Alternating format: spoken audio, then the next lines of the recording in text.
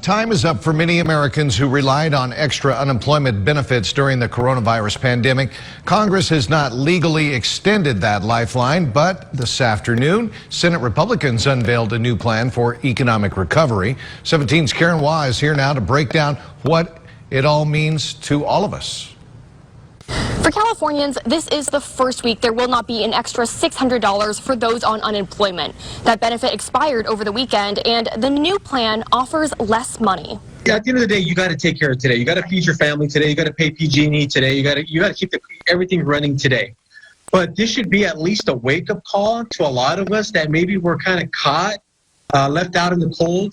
Last week, the number of people on unemployment rose for the first time since March. In the HEALS Act, the extra $600 a week has now become $200 a week. This will last through September, and then $200 a week will become 70% of lost wages. So let's say you were making $1,000 a week at your job. On unemployment, you'd get 60% of that, or $600. Under the CARES Act, you'd get an extra $600, giving you a total of $1,200 a week. That means you made $200 more staying at home than working. Now, under the HEALS Act, you'd get an extra $200, totaling $800 a week. That means you'd make $200 less than if you actually worked, incentivizing you to find a job. I think a lot of people are going to start panicking when stuff can't get paid and, bills start to compound.